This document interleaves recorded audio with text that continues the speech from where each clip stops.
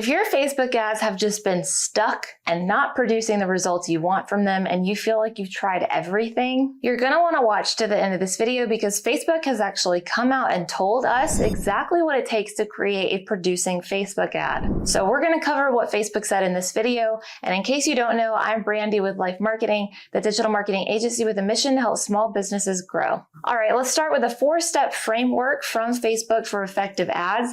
And then after that, I'm going to show you some additional secret tips from Facebook that our team found. Number 1, capture attention quickly. Start boldly in the first few seconds of your ad to stand out to your audience and convey a single-minded message aligned with your objective. And I would add to that the topic of the attention grabber needs to be customer-oriented. Think about what they care about and what would get their attention and jot that down. Next, they say inform your audience. Use accurate, informative text that encourages engagement. Keep text short, clear, and to the point. People quickly scan Facebook feed and stories as well as Instagram feed, stories, and explore. So the implication there is to not waste your audience's time. They're not on Facebook to read novels, right? The quicker you can communicate your point to them, the better. Everybody in the marketing world talks about giving your audience value. Well, I would argue in today's fast-paced world that delivering or communicating something quickly is valuable in and of itself. Number 3, set realistic expectations. Clearly state your message. For example, your government service or your cause. Avoid sensationalized or misleading content text. Make the audience journey seamless by ensuring that your content and landing pages are working side by side. Now, they gave a nonprofit as an example, but the same goes for any small business. The best way to avoid having unqualified leads or customers at the bottom of your sales funnel is to keep them from entering at the top to begin with, or setting checkpoints in place to weed out unqualified people before they get to the bottom of your funnel. The best way to do that is, like Facebook is saying, set realistic expectations early on in your ads. And if you're seeing a lot of clicks from your ad to your landing page or your website, but not seeing a long time on site or many conversions on the landing page you're sending traffic to, it could definitely be what Facebook mentioned, and that your ad and landing page are not congruent or aligned well. If you're a small business, you need to do everything you can to establish trust, credibility, and brand recall.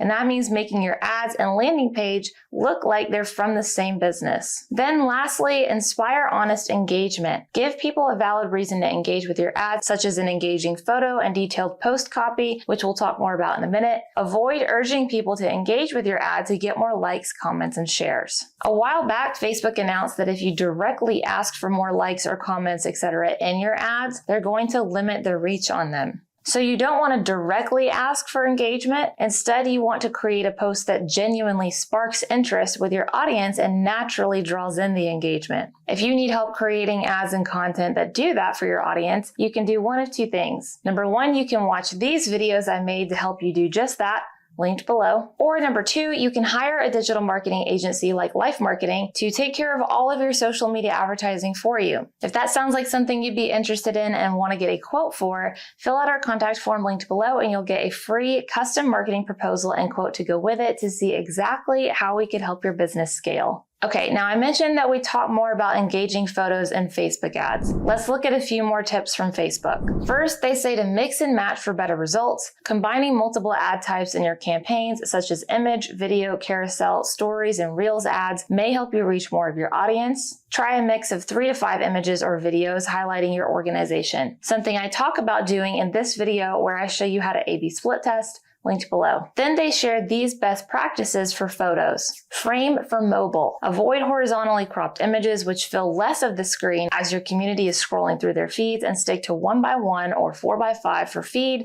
or 9x16 for stories and reels. Explore the specs for the different placements available for static imagery. Use high-resolution images. High-resolution images look best on our platforms and can be cropped to multiple formats. Most mobile phones capture high-resolution images that will work for your campaigns.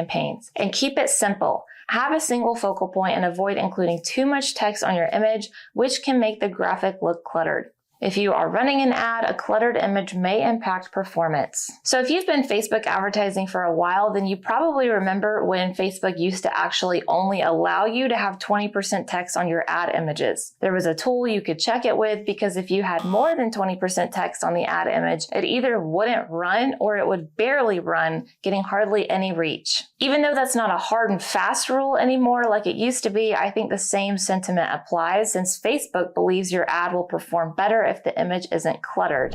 All right, now I want to wrap up with 5 video tips that my team found in Meta's Creative Resource Center. Number 1, aim for 15 seconds or less. Videos under 15 seconds are eligible for placements across Facebook and Instagram. Plus, you're more likely to keep your audience's attention the shorter the video. Number 2, create vertical videos and photos. Vertical videos capture people's attention by taking up more on mobile screens. Number 3, capture attention in the first 3 seconds. Put your most important message, like a product or promotion, early in your video, because after the first 3 seconds, people are going to start falling off and scrolling past. Number 4, design for sound off viewing. Include text or captions for people who browse with their sound off. And that one's a big one, y'all. 92% of viewers watch videos with the sound off on mobile devices. Across all devices, this number drops just a little to around 83% of viewers. So your video ad needs to make as much sense in silence as it does with sound. And number 5, update your existing assets. Save time by reformatting photos and videos to be mobile friendly. Sometimes you don't need to reinvent the wheel. If an ad was working well for you in one placement, just resize the same ad to fit another placement to test it out. And always make sure your ads are mobile friendly. There are lots of studies that show at least half, if not more than half, of American shoppers buy online via a mobile device as opposed to a desktop or laptop, making mobile friendly ads that much more important. And I'll see you guys in the next episode.